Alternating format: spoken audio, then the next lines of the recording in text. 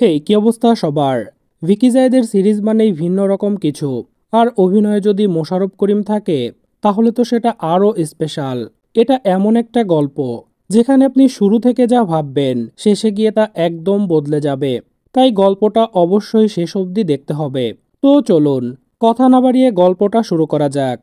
গ্রামের নাম নীলগঞ্জ। একটা পাগল হেঁটে চলেছে। দোকানিরা দোকান বন্ধ করে ফেলে। আজ পূর্ণ সূর্যগ্রহণ। দিনের বেলাতেও পরিবেশটা ঘোলাটে হয়ে আছে। কেউ ঘরের বাইরে নেই। কেউ নামাজ পড়ছে, কেউ তসবি জপছে, কেউ বা কোরআন পড়ছে। আর একটা পাগল আনন্দে মেতে আছে। এই গ্রামেরই বাসিন্দা রুমালি। সে তার সন্তান আর অসুস্থ শাশুড়িকে নিয়ে থাকে। রুমালি জানালা দিয়ে সূর্যগ্রহণ দেখার চেষ্টা করছিল। তখন তার শাশুড়ি বলে, জানালা বন্ধ করে নামাজ পড়ো। মানুষের পাপ কাজ যখন বেড়ে যায় তখন আল্লাহ পাক সূর্যগ্রহণের মাধ্যমে মানুষকে সতর্ক করে। রুমালি অজু করছিল। তখন অন্ধকার কেটে গিয়ে রোদের আলো দেখা যায়। মকুল রহমান সাহেবের সেবা করছিল। রহমান সাহেব বলে, বুঝলে মকুল, এবছর কিন্তু একটা বিশেষ বছর। 3 মাস পর আবার একটা সূর্যগ্রহণ হবে। একই বছরে পরপর দুবার সূর্যগ্রহণ হয়েছিল, প্রায় 250 বছর আগে। সে বছর ব্রিটেনে 6 মাসের মধ্যে 3 জন রাজা মারা গিয়েছিল।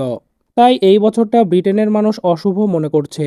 পৃথিবীর অনেক দেশের মানুষই পূর্ণ সূর্যগ্রহণকে অশুভ মনে করে। মকুল এতক্ষণ চুপ করে শুনছিল। এবার সে বলে, স্যার, একবার মদিনায় সূর্যগ্রহণ হয়েছিল। চাঁদটা একদম সূর্যের ভিতরে চলে গেছিল, যেমনটা আজ হইছে। সেদিন আমাদের নবীজি হজরত মোহাম্মদ সাল্লাল্লাহু আলাইহি ওয়াসাল্লাম উনি ছিলেন আঙুর খেতে। তখন ওনার কাছে একটা সংবাদ আসলো, ওনার পুত্র ইব্রাহিম খুব অসুস্থ। এটা শুনে নবীজি তাড়াতাড়ি বাড়িতে ফিরে গেলেন। পুত্রকে কোলে নিলেন এবং নবীজির কোলেই ইব্রাহিমের মৃত্যু হলো। নবীজি খুব কষ্ট পেয়েছিলেন, কারণ ইব্রাহিম ছিল তার সর্বশেষ পুত্র। এই ঘটনার পর সাহাবীরা বলাবলি করতে লাগলো, ইব্রাহিমের মৃত্যুর সাথে সূর্যগ্রহণের একটা যোগাযোগ আছে। তখন নবীজি বললেন যে, দেখো, চন্দ্র সূর্য এগুলো হলো আল্লাহর সৃষ্টি। আল্লাহর সৃষ্টির একটা নিদর্শন। এগুলোর কোনো ক্ষমতা নাই। এরা কারো জন্ম কিংবা মৃত্যুর জন্য দায়ী না। তবে গ্রহণ যদি তোমরা দেখো তাহলে গ্রহণের শুরু থেকে শেষ পর্যন্ত আল্লাহকে স্মরণ করবে, আল্লাহর কাছে প্রার্থনা করবে। মকুলের কথা শুনে রহমান সাহেব বিরক্ত হয়ে বলে, তোমার সাথে গল্প করে কোনো মজা নাই। সব কিছুর মধ্যে ধর্মটাই না আনো। এ সময় রহমান সাহেবের একমাত্র ছেলে রাতুল ফোন করে, যাকে রহমান সাহেব একদম পছন্দ করে না, কারণ রাতুলের স্বভাব ভালো ছিল না। রহমান সাহেব মকুলকে বলে, ও আমাকে কি জন্য ফোন করছে? ওকে তো আমি ত্যায্যপুত্র করছি। তুমি ফোনটা রিসিভ করে একটা গালি দিয়ে দাও। মকুল বলে, স্যার, আপনারই তো ছেলে। ছেলের সাথে বিবাদ মিটিয়ে ফেলেন। আপনার এত সহায় সম্পত্তি কে পাবে? রহমান সাহেব বলে, আমি সব ওই এতিম বাচ্চাদের দিয়ে দেব। ওকে একটা কানাকড়িও দেব না। মকুল একে একে ঘরের সব কাজ শেষ করে, তারপর বিদায় চায়। রহমান সাহেব মকুলকে এ মাসের বেতনটা দিয়ে দেয়। মকুল সারাদিন শেষে ক্লান্ত শরীরে বাসায় ফেরে আর অমনি শুয়ে পড়ে। পরদিন সকালে বেতনের খামটা খুলে দেখে মোট 17,000 টাকা ছিল। সেখান থেকে সে 8,000 আর 9,000 টাকা আলাদা করে। এরপর সে পোস্ট অফিসে যায় গ্রামে চিঠি আর টাকা পাঠানোর জন্য। প্রথমে সে 9,000 টাকা জমা দেয়। এরপর আবার কি ভেবে 1,000 টাকা ফেরত নিয়ে বলে, 8,000 পাঠান। মকুলের মা টাকা গুনছিল আর রুমালিকে জিজ্ঞেস করে, তার ছেলে চিঠিতে কি লিখছে। রুমালি বলে, ওর মোবাইল নষ্ট হয়ে গেছে, এজন্য ফোন দিতে পারে নাই। নতুন মোবাইল কিনলে তারপর ফোন দিবে। মকুলের মা বলে, কিন্তু টাকা কম পাঠাইলো কেন? আমার বাজান তো প্রতি মাসে 12,000 কইরা টাকা পাঠায়, কোনো মাসেই তো কম পাঠায় না। এই মাসে টাকা কম পাঠাইলো কেন? ওর কি চাকরি বাকরির কোনো সমস্যা হইল? রুমালিও কিছু বুঝতে পারে না। মকুল চিঠিতেও তাকে নিয়ে বিশেষ কিছু লেখে নাই। ওদিকে দেখা যায় মকুল চায়ের কাপ হাতে মোবাইলে গেম খেলছিল। তখন শাপলা সেই রাস্তা দিয়ে ফিরছিল। শাপলা একটা গার্মেন্টসে কাজ করে। সে যখন মকুলের সামনে দিয়ে যায়, মকুল কিছু বলতে পারে না, শুধু অবাক দৃষ্টিতে তাকিয়ে থাকে। রহমান সাহেবের ছেলে রাতুল বাসায় আসে আর বাবাকে বলে, এবার অন্তত আমাকে বিশ্বাস করো, আমি নেশা টেশা হাবিজাবি সব কিছু ছেড়ে দিছি। শুনছি তুমি এতিমদেরকে টাকা দিচ্ছ। হ্যাঁ, দেবেই তো। খুব ভালো একটা কাজ, সওয়াবের কাজ। কিন্তু বাবা, তুমি তোমার ছেলেকে বঞ্চিত করছো কেন? তুমি যে তোমার ছেলেকে টাকা দিচ্ছ না, এটা তোমার পাপ হচ্ছে না? রহমান সাহেব বলে, ঠিক আছে, তুমি আমার সাথে এসে বাড়িতে থাকো। আমি তোমার গতিবিধি দেখে তারপর সিদ্ধান্ত নেব। রাতুল বলে যে, ঠিক আছে বাবা, আমি কালকেই চলে আসি তাহলে, আমার আর তর সইছে না। কিন্তু বাবা, আমি না একজনের থেকে লোন নিছিলাম, যেহেতু আমি এখানে চলে আসব তাই লোনটা আজকেই শোধ করতে হবে। আমাকে এক্ষুনি 5 লাখ টাকা দিয়ে দাও। রহমান সাহেব রেগে যায় আর মুকুলকে বলে, তুই জানিস না কুকুরের লেজ কোনোদিন সোজা হয় না। রাতুল রেগে যায় আর বাবার সামনে নেশা করা শুরু করে। রহমান সাহেব রাতুলকে আঘাত করে, তখন রাতুলও বাবাকে মারতে আসে। মুকুল রাতুলকে ধরে বাইরে বের করে দেয়। রুমালি সেই পাগলটাকে ভাত খাওয়াচ্ছিল। রুমালির শাশুড়ি আবার এটা সহ্য করতে পারে না। সে রুমালিকে উল্টাপাল্টা গালি দিয়ে বলে, আমার ছেলে কি কষ্ট কইরা টাকা পাঠায় পাগল রে খাওয়ানোর জন্য? তোর এইসব কাজ কামের জন্যই আমার ছেলে বেজার হইছে, তাই কম টাকা পাঠায়। সে রুমালিকে আরও বলে, তোর কি যেন হইছে, তুই আমার কথা শুনিস না। তোর উপর মনে হয় আসর পড়ছে, আমার কাছে আয়, দোয়া পইরা ফু দিয়া দেই। রুমালি যখন তার মাথা এগিয়ে দেয় তখনই তার শাশুড়ি চুল টেনে ধরে আর এক মুঠো চুল ছিঁড়ে নেয়। ওদিকে মুকুল শাপলার চলার পথে দাঁড়িয়েছিল। দমকা বাতাসে যখন শাপলার চুলগুলো উড়ছিল, মুকুল তখন অবাক নয়নে তাকিয়ে মুগ্ধ হচ্ছিল। শাপলা তার কর্মস্থলে একটানা 6 বার শ্রেষ্ঠ শ্রমিক হয়েছে, তাই জিএম স্যার তাকে ডেকে পাঠায়। কোম্পানির চেয়ারম্যান মাহবুব সাহেব শাপলার এই কৃতিত্বে খুশি হয় আর তাকে অভিনন্দন জানায়। সেদিন কাজ শেষ করে শাপলা যখন বাসায় ফেরে তখন সে দেখে এলাকার এক পাতি নেতা শাপলার জন্য অপেক্ষা করছে। সে সরাসরি শাপলাকে বিয়ের প্রস্তাব দেয়। তখন শাপলা রেগে যায় আর তাকে বেরিয়ে যেতে বলে। ছেলেটা শাপলাকে দেখে নেয়ার হুমকি দিয়ে চলে যায়। মকবুল তার বাসার বারান্দায় আহত একটা কবুতরকে দেখতে পায় এবং সে কবুতরটাকে হাতে তুলে নিয়ে আদর যত্ন করে। রাতুল তার বন্ধুর সাথে নেশা করছিল, তখন তার বন্ধু পাওনা টাকাগুলো ফেরত চায়। রাতুল বলে যে সে টাকার ব্যবস্থা করতে পারে নাই। তার বন্ধু বলে, আচ্ছা তোর বাপের না এত টাকা, তাও তোকে টাকা দেয় না কেন? ওনার বয়স কত? রাতুল জানায় 75। বন্ধু বলে, আঙ্কেল তো অনেক লম্বা হায়াত পাইছে, উনি মরে গেলেই তো তোর সব সমস্যার সমাধান হয়ে যায়। রুমালি বাজার করে ফিরছিল, তখন তার এক চাচির সাথে দেখা হয় আর সে রুমালির জামাইয়ের খবর জানতে চায়। রুমালি বলে যে ওনার ফোন নষ্ট হয়ে গেছে, নতুন ফোন কিনলে ফোন করবে। চাচি বলে যে ফোন নষ্ট ভালো কথা, একটা দোকান থেকেও কি ফোন করতে পারে না? মুকুল শাপলার জন্য অপেক্ষা করছিল। একটু পর শাপলাকে দেখা যায়। সে কিছু চুড়ি পছন্দ করে, কিন্তু দাম বেশি হওয়াতে রেখে দেয়। মুকুল দূরে দাঁড়িয়ে দেখছিল। শাপলা চলে যাওয়ার পর সে চুড়িগুলো কিনে নেয়। ওদিকে শাপলা যাওয়ার সময় সেই পাতিনেতা শাপলাকে উত্ত্যক্ত করে আর মুকুল সেটা দেখতে পায়, কিন্তু সরাসরি কিছু বলার সাহস হয় না, তাই সে ইচ্ছা করে তাদের গায়ের উপর পড়ে। রুমালি কান্না করছিল আর স্বামীর কাছে চিঠি লিখছিল। 37 দিন আগে শেষবার আপনার কথা শুনছিলাম, দোকান থেকেও তো একটা ফোন করা যায়, এখন তো চিঠির উত্তরও দেন না। 10টা চিঠি লিখলে একটার উত্তর দেন, দয়া করে বলবেন আমার অপরাধটা কি? মুকুল চিঠিটা পড়ছিল আর আনমনে হয়ে কিছু একটা ভাবছিল। তখন রুমে একটা ছেলে আসে আর বলে যে আজ থেকে তার রুমের খালি সিটে সে থাকবে। মুকুল সেই কবুতরটাকে সুস্থ করে তুলেছে। একটা কালো বিড়াল কবুতরটাকে দেখছিল, তখন মুকুল বিড়ালটাকে তাড়িয়ে দেয়। শাপলা যে গার্মেন্টসে কাজ করে, একদিন মুকুল সেই গার্মেন্টসের দারোয়ান সৈয়দের পিছু নেয়। সৈয়দ ভাবে যে মুকুল একজন ছিনতাইকারী, তাই সে লোক ডেকে মুকুলকে আচ্ছা মতো পিটানি দেয়। মুকুল তখন সবাইকে অনুরোধ করে বলে সে ছিনতাইকারী না, সে শুধু সৈয়দের সাথে কথা বলতে চায়। সৈয়দ তার ভুলের জন্য ক্ষমা চায়। মুকুল তাকে বলে সে শাপলাকে খুব পছন্দ করে, তার জন্য সে কিছু চুড়ি কিনছে, কিন্তু তার সামনে যাওয়ার সাহস নাই। সৈয়দ বলে যে তার জন্য মুকুল মাইর খাইছে, তাই সে কাজটা করে দিবে। এদিকে রুমালির সেই চাচি রুমালির বাড়িতে আসে। রুমালি আফসোস করে বলে 2 মাস হলো তার সাথে কোনো কথা নাই। চাচি বলে যে লক্ষণ তো ভালো লাগতেছে না। আমগো পাশের গ্রামের এক মেয়ে ছিল, নাম সকিনা, ওর জামাই ঢাকায় কাজ করতে যায়। 2-3 বছর ভালোই চলে, তারপর ঢাকায় আরেকটা বিয়ে করে ফেলে। তারপর থেকে গ্রামে টাকা পাঠানো বন্ধ, কারো খবরও নেয় না। ঢাকা শহরের পেট অনেক বড়, একবার কাউরে গিলে ফেললে আর খুঁজে পাওয়া যায় না।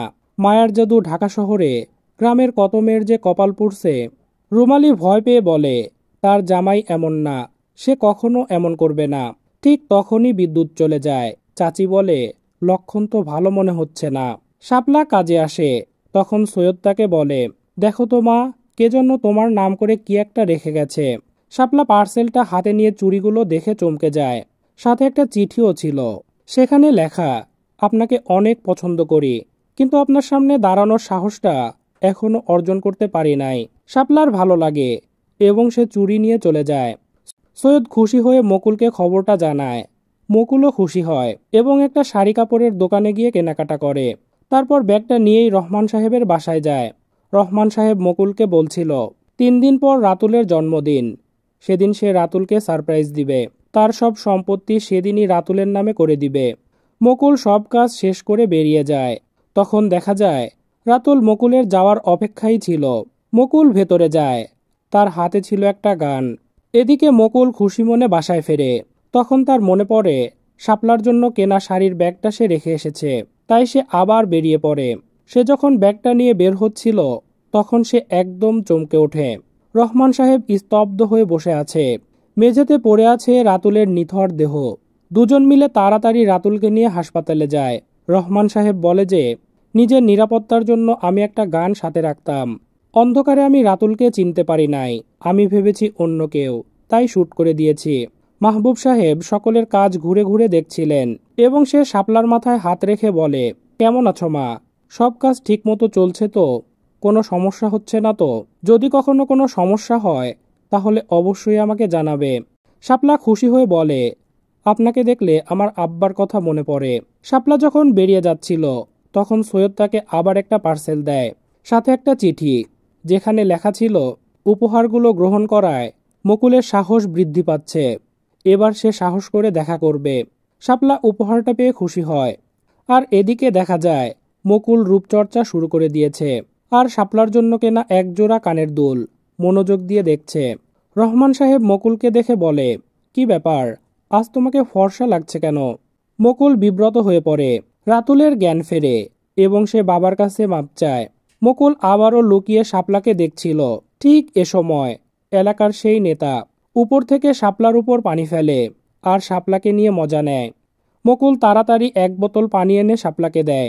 শাপলা কাঁদছিল। পরদিন দেখা যায় পুলিশ সেই নেতাকে ধরে নিয়ে যাচ্ছে, অর্থাৎ শাপলা মেহবুব সাহেবকে সব বলে দিয়েছে। শাপলা মেহবুব সাহেবের বাসায় যায় এবং তার কাছে কৃতজ্ঞতা জানায়। মেহবুব সাহেব বলে, বাবা আর মেয়ের মধ্যে কৃতজ্ঞতা কিসের? তুমি মন দিয়ে কাজ করো। মুকুল আবারও রুমালির চিঠি পড়ছিল। এবার সে রুমালিকে চিঠি লিখতে বসে। রুমালি নামটা লিখে আবার কেটে দেয় এবং শাপলাকে চিঠি লেখা শুরু করে। পরদিন মুকুল গ্রামে 8,000 টাকা পাঠায়। রুমালি পিয়নকে দেখে খুব খুশি হয়। পিয়ন রুমালির হাতে শুধু টাকাটাই তুলে দেয়, কোনো চিঠি নাই। রুমালি মন খারাপ করে টাকাগুলো ফেলে দেয়। সৈয়দ শাপলাকে আবারও একটা পার্সেল দিয়ে বলে, দেখো তো কে যেন এটা রেখে গেছে। এবার শাপলা বলে, আপনাকে আর অভিনয় করতে হবে না, আমি সব বুঝে গেছি। রুমালি সৈয়দের হাতে একটা চিঠি দিয়ে বলে, এটা ওই লোকটাকে দিয়ে দিবেন। এদিকে মুকুল বাসায় ফিরে চমকে ওঠে। কালো বিড়ালটা তার কবুতরটাকে মেরে ফেলেছে, যেটা দেখে মুকুল একদম কান্না করে দেয়। এ সময় সৈয়দ সেখানে আসে। মুকুলের মন খারাপ দেখে বলে, একটা সুখবর আছে, এবং চিঠিটা মুকুলকে দেয়। মুকুলের বিশ্বাসই হচ্ছিল না শাপলা তাকে চিঠি লিখতে পারে। এদিকে রুমালি ভয়ে ভয়ে শাশুড়িকে বলে, সে একবার ঢাকা যেতে চায়, দেখতে চায় তার ছেলে কেমন আছে, কি করছে। এটা শুনে রুমালির শাশুড়ি খুব রেগে যায় আর রুমালিকে আজে বাজে কথা বলে। মুকুল রুমে গিয়ে চিঠিটা পড়া শুরু করে। আপনি কে, কোথায় থাকেন, কি করেন, কিছুই আমি জানি না, তবে আপনার চিঠি পড়তে আমার ভালো লাগে। এখন আপনার সাথে দেখা করতে চাই। আপনার দেয়া শাড়ি, চুড়ি আর কানের দুল পরে আগামীকাল আমি একটা দাওয়াতে যাব। আমাদের চেয়ারম্যান স্যারের মেয়ের জন্মদিন। চেয়ারম্যান স্যার আমাকে নিজের মেয়ের মতো দেখেন, তিনি একজন সাক্ষাৎ ফেরেশতা। আমি চাই আপনিও সেখানে আসবেন। এদিকে রুমালি রুমে গিয়ে চমকে ওঠে। তার শাশুড়ি আর বেঁচে নেই। বাইরে সেই পাগলটা বসে আছে। রুমালি জানতে চায় সে কি করছে। রুমালি বাসায় ছিল না। তখন পাগলটা তার শাশুড়ির উপর বালিশ চাপা দেয়।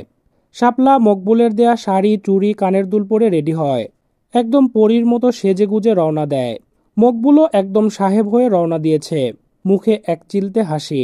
এ সময় রহমান সাহেব তাকে ফোন দেয়। রাতুলের ব্লাড লাগবে, তাই খুব ইমার্জেন্সি, তাকে হাসপাতালে যেতে হবে। রুমালির শাশুড়ির শেষ কাজ সম্পন্ন হয়। এবার রুমালির ঢাকা যেতে আর কোনো বাধা নেই। সে সন্তানকে নিয়ে ঢাকার উদ্দেশ্যে রওনা দেয়। মুকুল হাসপাতালে গিয়ে অপেক্ষা করছিল, কিন্তু রহমান সাহেবের দেখা নাই। সে শুধু ফোনে মকবুলকে অপেক্ষা করতে বলে। সারাটা দিন মকবুল অপেক্ষা করে। একসময় সৈয়দ তাকে ফোন করে আর বলে যে শাপলা মা আর বেঁচে নেই, কে যেন তাকে রেপ করছিল। মুকুল একদম স্তব্ধ হয়ে যায়। মুকুল সেই নেতাকে গিয়ে ধরে। সে মুকুলকে বলার চেষ্টা করে, আমি কিছু করি নাই, আমি তো জেলে ছিলাম। কিন্তু মুকুল তার কোনো কথা শুনে না, তার গলা চেপে ধরে। সৈয়দ দৌড়ে এসে মুকুলকে থামায় আর বলে যে ওকে ছাড়, ও কিছু করে নাই। আমগো মাহবুব স্যার মিথ্যা কথা বইলা শাপলারে বাসায় নিয়ে গেছিল। মেহবুব শাপলার সর্বনাশ করছে। শাপলা তাকে বাপের মতো মনে করছিল। পুলিশ মেহবুবকে ধরে নিয়ে যায়। মকবুল শাপলার নিথর দেহ দেখে বাকরুদ্ধ হয়ে যায় এবং নিজে কাঁধে করে শাপলাকে শেষ বিদায় জানায়। এরপর মুকুল যখন বাসায় ফেরে, এই দৃশ্যটা পুরো গল্পের মোড় ঘুরিয়ে দেয়। রুমালি ছেলেকে নিয়ে অপেক্ষা করছিল। মুকুল তাকে দেখে চমকে ওঠে। রুমালি মুকুলকে দেখে উঠে আসে আর জিজ্ঞেস করে, জব্বার এখানে থাকে না?